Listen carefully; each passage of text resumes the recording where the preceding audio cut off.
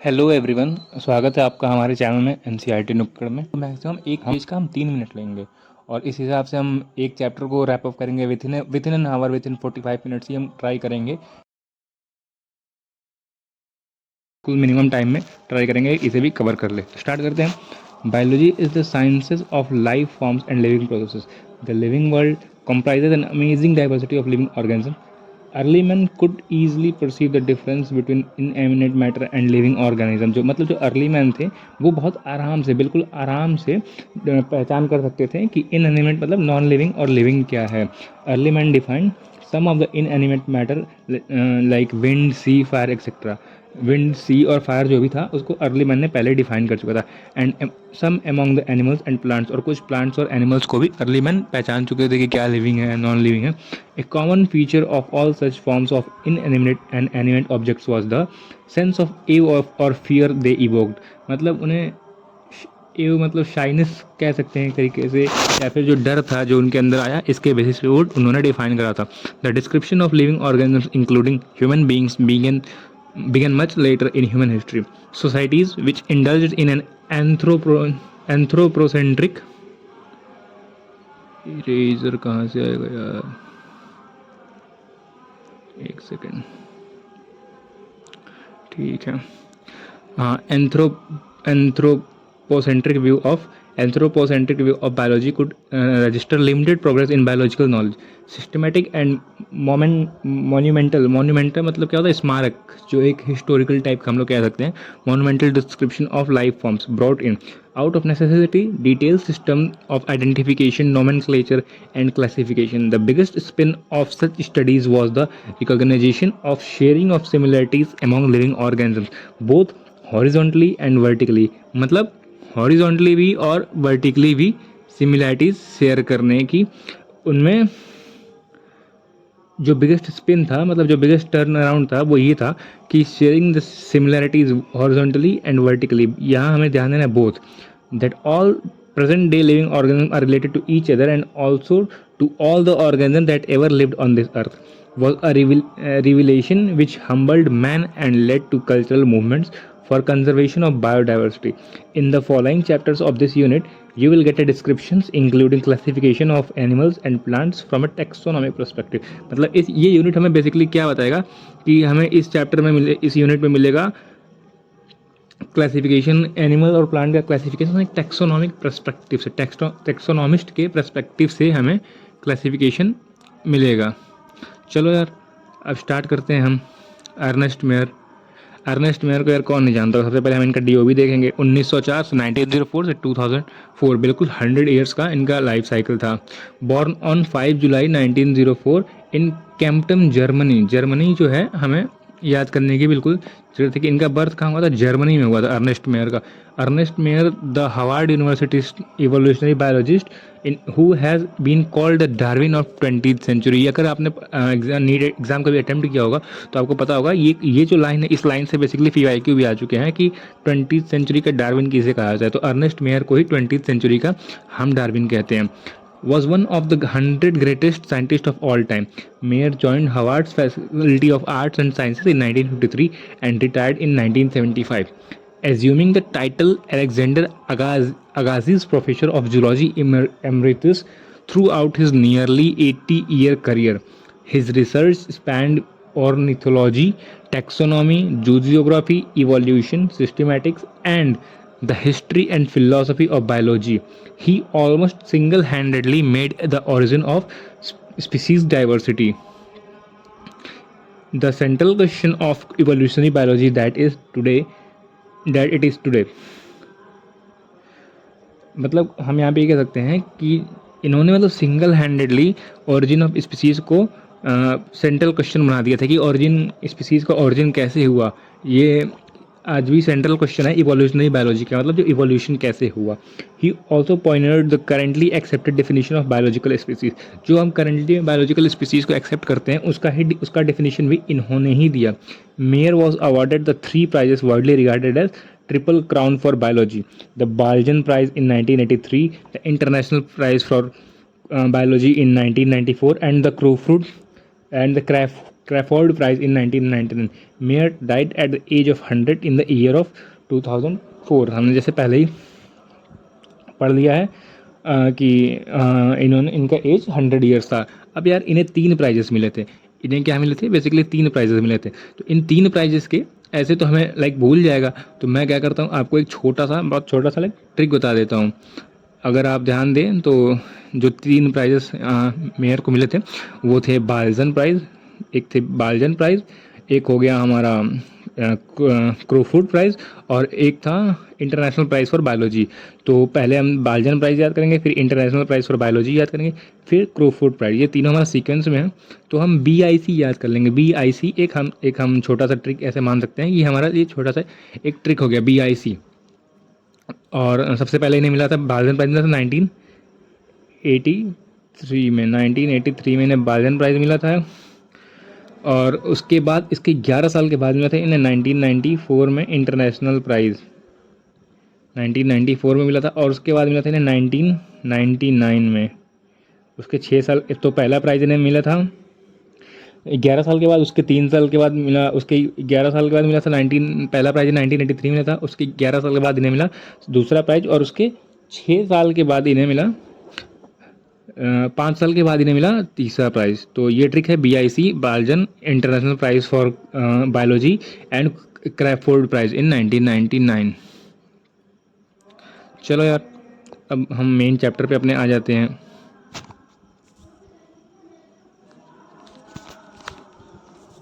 तो चलो यार अब हम मेन चैप्टर पे आ गए हैं. मेन चैप्टर हम स्टार्ट करते हैं. तो चैप्टर का नाम है, चैप्टर में पहला यूनिट हमने क्लियर कर लिया कि इस यूनिट में हमसे क्या क्या हमें पढ़ना है, क्या क्या पढ़ाएगा. अब हमारा जो चैप्टर का नाम है द लिविंग वर्ल्ड. जो हमारा पहला चैप्टर है इस चैप्टर का नाम है द लिविंग वर्ल्ड. ठीक है, चालू करते हैं.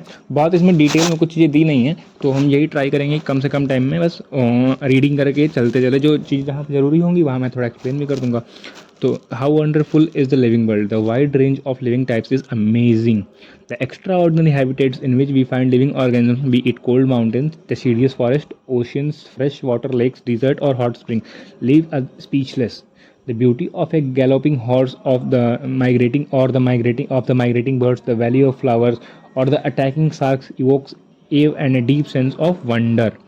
The ecological conflict and cooperation among the members of a population and among populations of a community, or even the molecular traffic inside a cell, makes us deeply reflect on what indeed is life. This question has 2 implicit questions within it. The first is a technical and seeks answer to what living is as opposed to the non-living. And the second is a philosophical one and seeks answer to what the purpose of life is. As a scientist, we shall not attempt answering the second question. We will try to reflect on what is living. इसमें मतलब कहने का ये मतलब है कि living क्या है, इससे हमें 2 क्वेश्चन आता है. पहला क्वेश्चन ये है, एक ही क्वेश्चन, इस क्वेश्चन के 2 मतलब निकलते हैं. पहला क्वेश्चन तो ये निकल जाता है कि व्हाट इज़ लिविंग, मतलब लिविंग है क्या. और जो दूसरा क्वेश्चन है उसका एक फिलोसफिकल वैल्यूज़ के हिसाब से हम आंसर सीख कर सकते हैं कि मतलब जीने का पर्पज़ क्या है. तो अब इसमें क्या बताया है कि हम लोग तो साइंटिस्ट हैं तो हमें ये नहीं अटेम्प्ट करना चाहिए कि जीने का पर्पज़ क्या है. जनरली हमें टेक्निकल बेसिस पे बात करना चाहिए कि व्हाट इज़ लिविंग, लाइफ मतलब क्या है. तो अगर आप ध्यान से देखेंगे you will see a large variety of living organism, B it A potted plants, insects, birds, your pets, or other animals and plants. There are also several organisms that you cannot see with your naked eye, but they are all around you. If you were to increase the area that you make observations in, the range and variety of organisms that you see would increase. Obviously, if you were to visit a dense forest, you would probably see a much greater number and kinds of living organisms in it. Each different kind of plant, animal, or organism that you see represent a species. The number of species that are known are and described range between 1.7 to 1.8 million. मतलब कि हमें जो भी number of species हमें पता है, known है, वो डिस्क्राइब बिटवीन 1.7 से 1.8 मिलियन के बीच में हमें स्पीसीज की जानकारी है कि इतनी हैं. This refers to the biodiversity or the number and types of organism represent on the earth. We should remember here that as we explore new areas and even older ones, new organisms are continuously being identified. As stated earlier, there are millions of plants and animals in this world. We know the plants and animals in our own area by their local names. These local names would vary from place to place, even within a country. मतलब लोग हम ये क्या कहता है कि हम जैसे पता है कि हमें मिलियंस ऑफ प्लांट्स और मिलियंस ऑफ एनिमल्स हैं और हर किसी का एक लोकल नेम है, और लेकिन लोकल नेम की सबसे बड़ी एडवांटेज क्या है कि हर जगह पे हर चीज़ का लोकल नेम अलग होता है, ठीक है। लोकल नेम जो है वेरी कर सकता है place to place, even within a country, मतलब एक कंट्री के अंदर ही एक ही चीज़ के कई जगह पे अलग अलग नाम हो सकते हैं। Probably you would recognize the confusion that would created if you did not find ways and means to talk to each other to refer to organism we are talking about। मतलब हमें खुद ही कंफ्यूजन हो जाएगा यार, अगर हम एक चीज़ को 10 लोग मान लो एक ग्रुप ऑफ पीपल एक जगह पे बैठे हैं और एक चीज़ को वो 10 अलग अलग नाम से बता रहे हैं तो हमें कंफ्यूजन हो जाएगा कि हम किस चीज़ के बारे में बता सकते हैं। तो इसलिए यहाँ पे ज़रूरत आई कि hence there is need to standardize the meaning of living organism, तो such that a particular organism is known by the same name all over the world, मतलब उनका एक कॉमन एक जेनरिक नेम हो जो ऑल ओवर द वर्ल्ड वो same नाम से जाने। जैसे डॉग को हम ऑल ओवर द वर्ल्ड अगर हम कहीं पे भी बताएं डॉग, तो लोग उसे डॉग ही समझेंगे। इस प्रोसेस को, इस नेमिंग प्रोसेस को हम क्या कहते हैं? Nomenclature. This process is called nomenclature. Obviously nomenclature or naming is only possible when the organism is described correctly and we know to what organism the name is attached. This is identification. In order to facilitate the study, number of scientists have established procedures to assign a scientific name to each known organism. This is acceptable to biologists all over the world. For plants, scientific names are based on agreed principles and criteria which are provided in international code for biological nomenclature। यहाँ पे यार देखो एक चीज़ यहाँ पे ध्यान देने की ज़रूरत है। हमें यहाँ पे दो वो मिलेंगे, हमें यहाँ पे दो फुल फॉर्म्स मिलेंगे। तो पहला फुल फॉर्म जो हमें मिलेगा ये ICBN का मिलेगा, बट ICBN में हमें क्या देखना है कि इसका फुल फॉर्म दिया international code for biological nomenclature. यहाँ पे इसने फॉर यूज़ किया है। हाउ आर, और देखो ये तो हमने पढ़ लिया, बट जैसे ही हम एनिमल्स के लिए आएंगे तो you may ask how are animals named. तो animal taxonomist have evolve international code of zoological nomenclature. यहाँ पे ऑफ दिया है, एनिमल के केस में ऑफ दिया है और प्लांट्स के केस में फॉर दिया है। ये हमें ध्यान देने की जरूरत है। The scientific names ensure that each organism has only one name.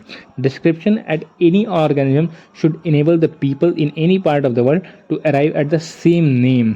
मतलब common name all over the world एक ही नेम हो, इसका हमने अभी ऊपर जैसे डिस्कस किया है। They also ensure that such a name has not been use for any other organism. मतलब जैसे एक आजकल तो यार अगर आप इस चीज़ रिलेट करो कि इंस्टाग्राम का जो यूज़र नेम होता है वो एक इंसान का all over the world same होता है, तो ये यही कह रहा है कि they also ensure that such name has not been used for any other known organism. मतलब वो एक आदमी को जैसे डॉग को डॉग ही कहें, किसी और चीज़ को यानी बिल्ली को हम कभी डॉग ना कहें, ये भी इंश्योर उन्होंने करा है। अब देखो biologist follow universally accepted principles to provide scientific names to known organism. मतलब यूनिवर्सली एक्सेप्टेड जो भी प्रिंसिपल हैं उनको फॉलो करते हैं, उन्हें फॉलो करना ही पड़ेगा क्योंकि नेम तो उन्हें यूनिवर्सल ही रखना है। Each name has two components, the generic name and the specific epithet. This system of providing a name with two components is called binomial nomenclature.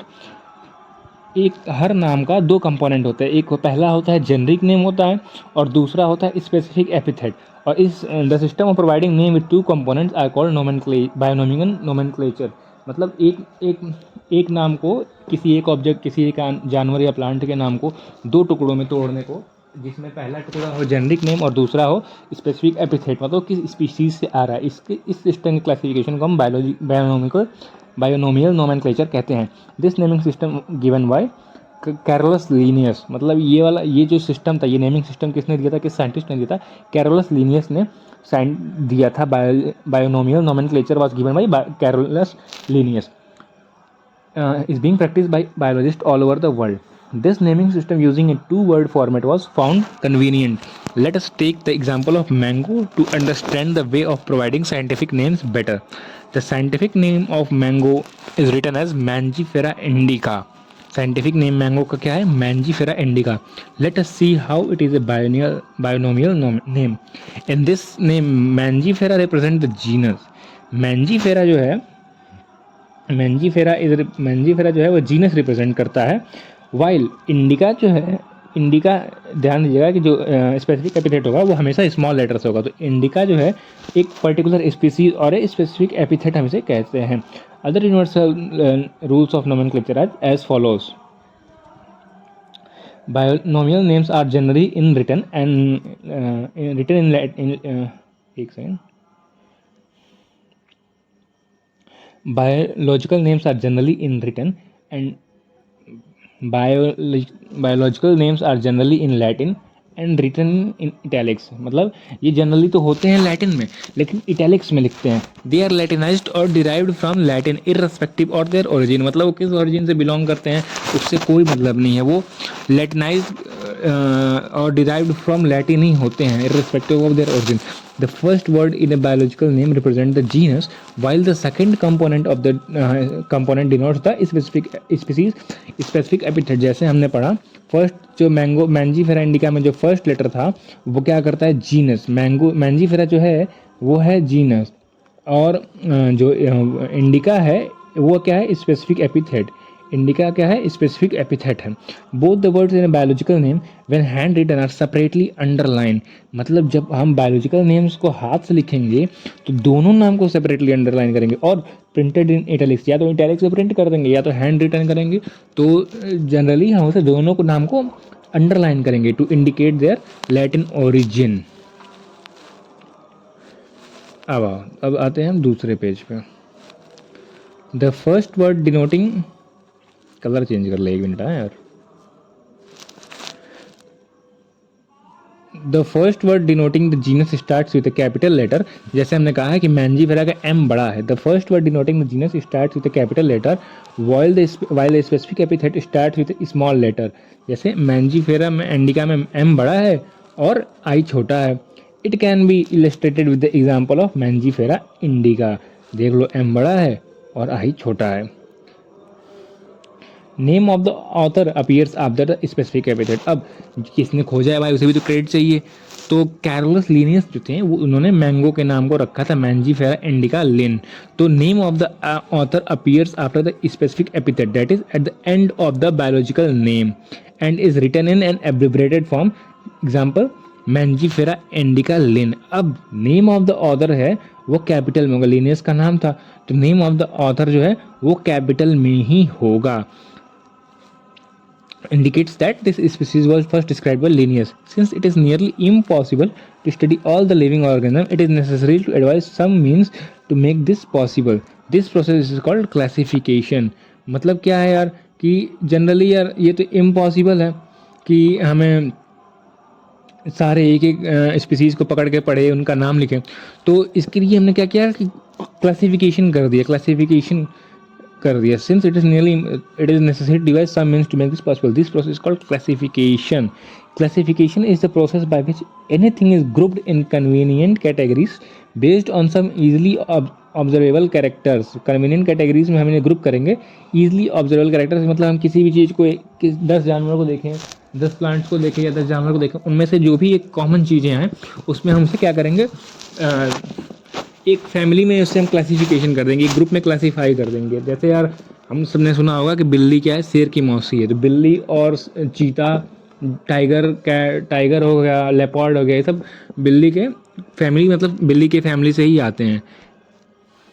Classification is the process by which anything is grouped into convenient categories based on some easily observable characters. For example, we easily recognize groups such as plants or animals or dogs or cats or insects. The moment we use any of these terms, we associate certain characters with the organism in that group. What image do you see when you think of a dog? Obviously, each one of us will see dogs and not cats. Now, if we were to think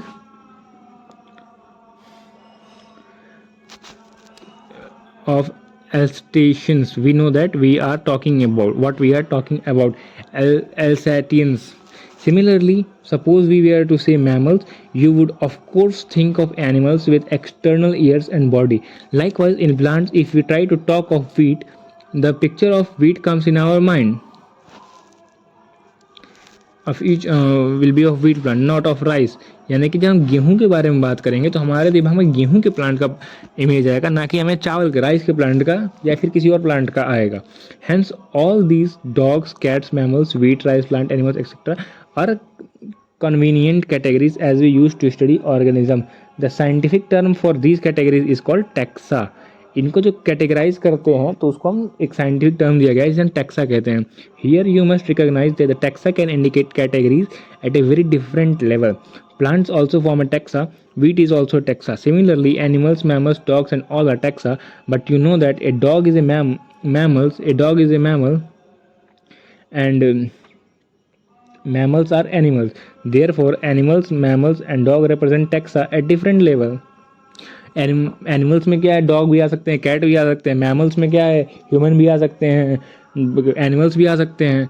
तो dog में सिर्फ dog आएंगे। तो ये हर चीज़ का अलग अलग taxa, अलग अलग जगह पे रिप्रेजेंट करती है। अब आइए दूसरा पढ़ते हैं, दूसरा paragraph. Hence based on the characteristics all living organisms can be classified into different taxa. This process of classification is taxonomy. Process of taxonomy का डिफिनेशन याद कर लेना यार, हरदम पूछता है। तो ये फिर से हम एक बार बता देते हैं। All living organism can be classified into different taxa. The process of classification is called taxonomy. तो टैक्सोनॉमी का यार फिर मैं बताता हूँ एक बार। Taxonomy is the process of classification of animals into different taxa और organism. The process of classification of all living organisms into different taxa is known as taxonomy. External and internal structure along with the structure of cell development and process of ecological information of organism are essential and form the basic of modern taxonomic studies. Hence, characterization, identification, classification, and nomenclature are the process that are basic to taxonomy. सबसे पहले अब यहाँ पे हम देखते हैं कितने process ऐसे दिए हैं जो बेसिक टू टेक्सोनॉमी है। कभी ये पूछ सकता है कितने प्रोसेस हैं जो टेक्सोनॉमी के लिए बेसिक हैं। पहला कैरेक्टराइजेशन, दूसरा आइडेंटिफिकेशन, तीसरा क्लासिफिकेशन, चौथा नोमेनक्लेचर। 4 प्रोसेस ऐसे हैं जो बेसिस हैं टेक्सोनॉमी के। टोटल कितने प्रोसेस दिए हैं इनमें? 4. Taxonomy is not something new. Human beings have always been interested in knowing more and more about the various kinds of organisms, particularly with reference to their own use. In early days, human beings needed to find sources for their basic needs of food, clothing, and shelter. Hence, the earliest classification were based on the uses of various organisms. मतलब पहले क्या था, organism के basis classification किया गया था कि कौन सा ऑर्गेनिज्म क्या किस बेसिस पे यूज़ कर रहा है, उसके बेसिस पे से क्लासिफाई करा गया था। Human beings were since long not only interested in knowing more about different kinds of organisms and their diversities, but also the relationships among them. This branch of study was referred to as systematics. Systematics is the branch which deals with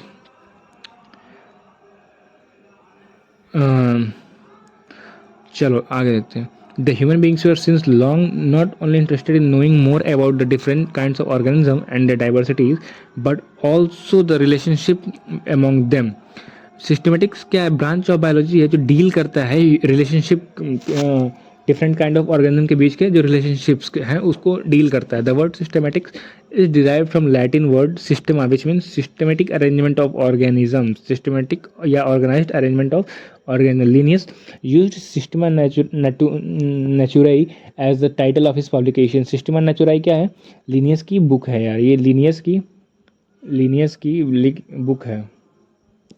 Systema Natura Linnaeus की book का नाम है। The scope of systematics was later enlarged to include identification, nomenclature, and classification. Systematics takes into account evolutionary relationships between organisms. Systematics क्या account में लेता है? Evolutionary relationships between organism. अब हम दूसरे सब टॉपिक पे आते हैं जो है taxonomic category. Classification is not a single step process but involves hierarchy of steps in which each step represents a rank or a category. Since the category is a part of overall taxonomic arrangement, it is called as taxonomic category, and all categories together constitute the taxonomic hierarchy. मतलब सारी categories को हम मिला दें तो वो taxonomic hierarchy बन जाती हैं। Each category is referred to as a unit, जिसे unit of classification in fact represents a rank, यानी कि हर कैटेगरी एक रैंक रिप्रेजेंट करती है या एक यूनिट ऑफ क्लासिफिकेशन रिप्रेजेंट करती है, जिसे हम टैक्सॉन कह सकते हैं या फिर प्लूरल में हम इसे टैक्सा कहेंगे। Taxonomic categories and hierarchy can be illustrated by an example. Insect represent a group of organisms sharing common features like three pair of jointed legs. It means insects are recognizable concrete objects which can be classified, and thus we are given a rank or category. Insects are recognizable concrete objects which can be classified, and thus we are given a rank or category. Can you name other such groups of organism? Remember, groups represent category. Group क्या represent करते हैं यार? Category represent करते हैं। Category further denotes rank. Each rank और taxon in fact represent a unit of classification. These taxonomic groups categories are distinct biological entities and not merely morphological aggregates. मतलब ये सिर्फ और सिर्फ morphological aggregates नहीं है, distinct biological entities भी हैं taxonomical categories जो है। taxonomical studies of all known organisms have led to the development of common categories such as kingdom, phylum, or division. For plants, class, order, family, genus, and species. All organisms, including those in the plant and animal kingdoms, have species as the lowest category. मतलब सबसे lowest category जो है वो क्या है? Species की है। सबसे lowest category species है। Now the question you may ask is how to place an organism in various categories. The basic requirement is the knowledge of characters of an individual or group of organisms. Thus helps in identifying similarities and dissimilarities among the individual of the same kind of organism as well as the other kinds of organisms. तो यार सबसे lowest category इसमें क्या है? Species और सबसे highest kingdom जो है सबसे हाईएस्ट है और सबसे लोवेस्ट कैटेगरी है स्पीसीज। ठीक है, बस यार हमारा 3 पेज मुश्किल से मुश्किल 3 पेज का चैप्टर और बचा है और हमने लगभग पढ़ाते हुए 25 मिनट का राउंड हुआ है। देखते हैं हम 40 मिनट के विथिन 40 मिनट्स के अंदर ये चैप्टर ख़त्म कर ही लेंगे। चलो स्टार्ट करते हैं। Species taxonomic studies consider a group of individual organisms with fundamental similarities such as species. मतलब जिनके फंडामेंटल सिमिलर हो उससे हम स्पीसीज कह सकते हैं। One should be able to distinguish one species from other closely related species based on the distinct morphological differences. Let us consider Mangifera indica, Solanum tuberosum, potato and Panthera leo, lion. Lion का universal name क्या है? Scientific name क्या है? Panthera leo. तो अभी हमने ऊपर पढ़ा पैंथेरा वो है स्पेसिफिक एपिथेट, तो ये कैपिटल से होगा। जीनस पैंथेरा और लियो क्या है? स्पेसिफिक एपिथेट, तो ये हमारा स्मॉल से होगा। जैसे अगर मैं ऊपर आपको दिखाऊं तो जीनस पहला नेम जो है जीनस वो और सेकंड नेम होता है स्पेसिफिक एपिथेट। तो पैंथेरा क्या है? हमारा पहला नेम है जीनस। लायन के केस में हमारा पहला नेम पैंथेरा है, जैसे हमें यहाँ दिया भी है। रुक जाओ आगे पढ़ते ही हैं यार। All the three names in Indica, Tuberosum and Leo are represent the specific epithet. Specific epithet मतलब second part of the name. While the first words Mangifera, Solanum and Panthera are genera. Genera मतलब genus and represent another higher level of taxon और category. Genus क्या है? Species से higher level है जिसे हम taxon और कैटेगरी कहेंगे। ईच जीनस में है वन और more than one specific epithet representing different organism. मतलब स्पेसिफिक एपिथेट जो है एक जीनस के पास एक से अधिक भी हो सकता है, बट हैविंग मॉर्फोलॉजिकल सिमिलरिटी, मतलब उसमें मॉर्फोलॉजिकली सिमिलरिटीज होनी चाहिए। For example Panthera has another specific epithet called tigris मतलब टाइगर, एंड सोलनम है इंक्लूड्स स्पीसीज। जैसे हम टाइगर का अपना नाम क्या हो जाएगा? पैंथेरा टाइग्रिस, तो हम टाइगर कहेंगे। पैंथेरा लियो को हम लायन कहते हैं। तो इनका क्या है? जीनस सेम है, जीनस से है। पैंथेरा लायन के में है, टाइगर के में, लेकिन बट लायन के में पैंथेरा लियो है और टाइगर के में पैंथेरा टेग्रिस है। Solanum includes species like nigrum and Melogynia. Human beings belongs to the species sapiens which is grouped into genus Homo. तो हम ह्यूमन बींग्स का हमारा क्या है? Homo sapiens. आगे के चैप्टर हम लोग पढ़ेंगे तो पता चलेगा कि ह्यूमन बींग्स को हम होमो सैपियंस कहते हैं। तो होमो क्या है यार? स्पेसिफिक एपिथेट है और जीनस क्या है? Sapiens. Thus the scientific name thus for human beings is written as Homo sapiens. sapiens हमारा क्या? स्मॉल लेटर से है तो ये हमारा जीनस हो जाएगा और कैपिटल लेटर से है तो स्पेसिफिक एपिथेट हो जाएगा। जीनस कॉम्प्राइज, अब हम पढ़ते हैं genus. Genus comprises A group of related species which is more characters in common. मतलब जीनस में स्पीसीज से भी ज़्यादा कैरेक्टर्स कॉमन होंगे of species of the another genera. We can say that genera are aggregates of closely related species. For example, potato and brinjal are two different species, but both belong to the genus Solanum.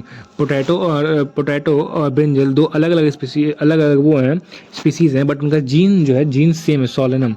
Lion और leopard जैसे tiger जैसे हम पढ़ रहे थे, lion को हम Panthera lion कह देंगे, लेपर्ड को हम पैंथरा पैरडस कह देंगे, लायन को पैंथरा लियो, लेपर्ड को पैंथरा पैडरस और टाइगर को पैंथरा टाइग्रिस. इनमें क्या है, इनमें सब में जीनस जो है जीनस कॉमन है, सबका जीनस पैंथेरा ही है. All the species of the genus Panthera, this genus differs from another genus Felis which includes cat. Felis जो आता है जीनस वो हमारे कैट के लिए होता है. अब नेक्स्ट कैटेगरी हमारे पास family. Family has a group of related genera with still less number of similarities as compare to genus. Genus में या फैमिली में जीनस से कम सिमिलरिटीज होंगी, जीनस और स्पीसीज से कम सिमिलरिटीज होंगी. Families are characterised on the basis of both vegetative and reproductive feature of plant species. Among plants, for example, three different genera, Solanum, Petunia, and Datura, are placed in the family Solanaceae. Among animals, for example, genus further comprises. Colour change कर लेते हैं, बहुत देर हो गया यार. Among plants, for example, three genus हाँ family ठीक है. Among plants, for example, three different genus Solanum, Petunia, and Datura are placed in Solanaceae. जब हम मॉर्फोलॉजी इन फ्लावरिंग प्लांट पढ़ेंगे तो हम सोलनेसिए फैमिली पढ़ेंगे, जिसमें पेटोनिया, धतूरा, मकई ये सारे के सारे एक ही फैमिली में ही आते हैं. और फिर हमारा among animals for example genus Panthera comprising lion, tiger, leopard is put along with genus Felis. Felis मतलब कैट. जैसे हमने अभी बताया था आपको, अगर आपको ध्यान हो, मैंने कुछ देर पहले बताया था कि बिल्ली की फैमिली और शेर की फैमिली सेम होती है, तभी आपने सुना होगा कि बिल्ली को हम शेर की मौसी कहते हैं. In the family of Felidae. Felidae मतलब फेलिडी जो फैमिली है कैट की फैमिली है. Similarly if you observe the features of a cat and a dog you will find some similarities and some differences as well. मतलब बिल्ली और dog में कुछ कैट सिमिलरिटीज़ होंगी और कुछ डिफरेंसेस होंगी, तो इसलिए उनकी जो फैमिलीज़ हैं वो डिफरेंट हैं. फैमिली कैट की फैमिली फेलिडी है और डॉग की फैमिली कैनिडी है. ये एकदम याद करके रखना है भाई, बिल्कुल. और मैं एक ट्रिक बता देता हूँ कि जिस भी अगर जो भी ऐसे अगर नाम दिया हो, मैंगो की फैमिली अगर बताऊँ, मैंगो की फैमिली एनाकार्डियस यही है, तो जिस भी नाम के आगे ए ई लगे, जैसे फेलिडे में ए ई लग रहा है, कैनेडा में ए ई लग रहा है, पोएसी गेहूँ की फैमिली है उसमें भी ए ई ही एंड में आता है. सोलनेसी अगर आपने देखा हो सोलनेसी इसमें भी ई आ रहा है, ए एंड में आ रहा है, तो उसे हम फैमिली कहेंगे. कंफ्यूज मत होना मेरे भाई. नेक्स्ट जो हमारा है order.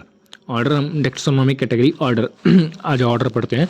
You have seen earlier that the categories like species, genus and families are based on a number of similar characters. Generally, order and other higher taxonomic categories are identified based on the aggregates of characters. Order being a higher category is the assemblage of families which exhibit a few similar characters. The similar characters are less in number as compared to different genera included in a family.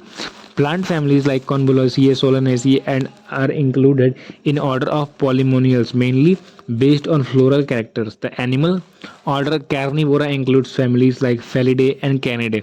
Class. चलो Felidae ये हमने order पढ़ा. Order इसमें क्या है, similar characters वो और कम हो जाते हैं भाई. जैसे जैसे हम ऊपर जाते हैं सिमिलैरिटी घटते जाती है. मैंने ऊपर बताया होगा कि सिमिलैरिटी बढ़ती है, उससे प्लीज़ सही कर लेना. जैसे जैसे हम ऊपर जाते हैं सिमिलर कैरेक्टर्स कम होते जाते हैं. प्लांट फैमिली लाइक कॉन्वलस, देखो प्लांट की भी फैमिली दे दी. यहाँ मैंने बताया था कि लास्ट में जो ई आता है वो फैमिली होता है. कॉन्वलेसियम देखो ए आ रहा है तो ये भी फैमिली ही है. अब जिसमें ई एस आए वो क्या है, order Polemoniales included in the orders Polemoniales. अभी हम नीचे चार्ट पढ़ेंगे, उसमें हम दिखाएंगे कैसे बिल्कुल क्लासीफाई करना है, बिल्कुल मैं क्लियर कर दूंगा. Mainly based on floral characters. Plant की जो फैमिली कॉन्वलेसिए उसका जो ऑर्डर है पॉलीमोनियल्स वो बेस्ड ऑन फ्लोरल कैरेक्टर्स है. The animal order Carnivora includes families like Felidae and Canidae. चलो हम नेक्स्ट पढ़ते हैं कैटेगरी जो है class. This category includes related orders.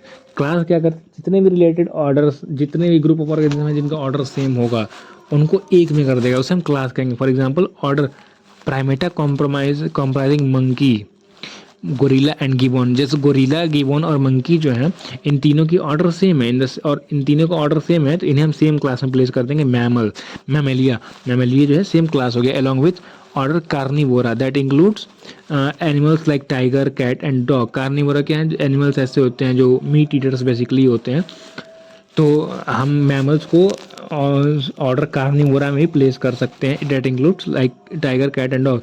Class Mammalia is order other orders also, मतलब मैमेलिया के अंदर सिर्फ डॉग, कैट या फिर मंकी, गिबॉन नहीं आते, अदर कैटेगरी के भी लोग आ सकते हैं। नेक्स्ट है phylum. Class phylum comprising animals like fishes, amphibian, reptiles, birds along with mammals constitute next higher category called phylum। Phylum जो क्या है, और क्लास से भी हायर कैटेगरी है।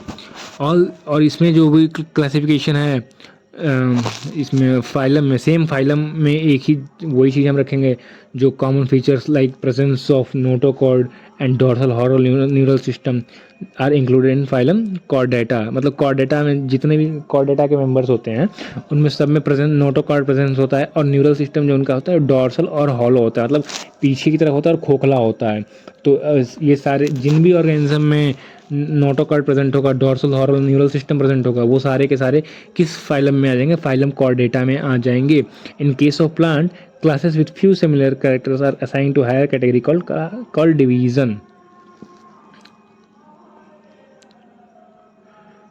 प्लांट्स में हम डिवीजन में डिफरेंशिएट कर देते हैं, division like angiosperm, gymnosperm, bryophyte, pteridophyte, ये सब में आ जाते हैं। अरे चलो यार, लास्ट जो भी टैक्सोनॉमिक कैटेगरी है किंगडम, इसे हम खत्म करते हैं। Kingdom: all animals belonging to the various phyla are assigned to the highest category called Kingdom Animalia in the classification system of animals. The Kingdom Plantae, and on the other hand, is distinct and comprises all plants from various divisions. मतलब plant kingdom अलग है, animal kingdom अलग है। Plant में सिर्फ plants होंगे, animal kingdom में सिर्फ अलग एनिमल्स होंगे। Henceforth we will refer to the groups as an animal and plant kingdom. मतलब 2 ग्रुप्स हो गए, एक तो एनिमल किंगडम में आ गया, एक प्लांट किंगडम में आ गया। अब चलो देखो आगे। The taxonomic categories from species to kingdom have been shown in ascending order starting with species in figure 1.1। अभी हम ये फिगर डिस्कस करेंगे, टेंशन लेने की जरूरत नहीं है। These are broad categories. However, taxonomists also develop subcategories in this hierarchy to facilitate more sound and scientific placement of various taxa. Look at the hierarchy in figure 1.1. Can you recall the basis of arrangement? Say for example, as we go higher from species to kingdom, species to kingdom, the number of common characters goes on in decreasing. मतलब जैसे जैसे जैसे जैसे हम higher species से kingdom की तरफ बढ़ते हैं, तो जो कॉमन कैरेक्टर है वो हमारा क्या घटता है? कॉमन कैरेक्टर्स घटते जाता है, डिक्रीज होते जाता है। Lower the taxa more are the common characteristics. मतलब जितनी स्पीसीज में ज़्यादा कॉमन होंगे, फिर उससे कम जीनस में होंगे, उससे कम फैमिली में होंगे। जैसे जैसे हम ऊपर जाएंगे वो घटते जाएंगे, और जैसे जैसे हम नीचे आएंगे डाउन द ऑर्डर इंक्रीज करेगा। The members higher the category greater is the difficulty to determine the relationship to other taxa at the same level. मतलब जितनी बड़ी कैटेगरी होगी उसमें हमें उतनी मुश्किल होगी यार। अब जैसे मान लो यार किंगडम में हम कैसे पता करें कि कौन कौन सी स्पीसीज हैं किंगडम में? तो प्लांट किंगडम में तो सारे आ जाएंगे, bryophyte, algae, bryophyte, pteridophyte, gymno, angio, सारे आ जाएंगे। तो अब यार हम पता कैसे करें कौन कौन सी स्पीसीज आ रहे हैं? स्पीसीज के तो हमें पर्टिकुलर फिर क्लास में ही आना पड़ेगा, पर्टिकुलर जीन्स में ही आना पड़ेगा डिफाइन के लिए। तो जैसे जैसे हम ऊपर जाएंगे हमें और मुश्किल होती जाएगी छोटे लेवल पे क्लासीफाई करने में, सेम लेवल पे। Hence the problem of classification become more complex. अब देखो table 1.1 indicates the taxonomic categories to which some common organisms like housefly, man, mango and wheat belong। जैसे कि मैंने आपको आगे बताया था कि वीट की जो फैमिली है वो एनाकार्डिएसिए है। अब देखो मैन का कॉमन नेम क्या है? कॉमन नेम मैन को पता है, मैन ही कहते हैं। अब इसका बायोलॉजिकल नेम क्या है? होमो सेपियंस। सेपियंस क्या है? होमो सेपियंस। होमो क्या है? जीनस, और सेपियंस क्या है? Specific epithet. जीनस क्या है इसका? होमो हो गया हमारा जीनस हो गया, सेपियंस क्या हो गया? स्पेसिफिक एपिथेट हो गया। फैमिली क्या है? होमोनिडेई। ह्यूमन की फैमिली क्या है? होमोनिडेई। मैन की फैमिली क्या है? होमोनिडेई।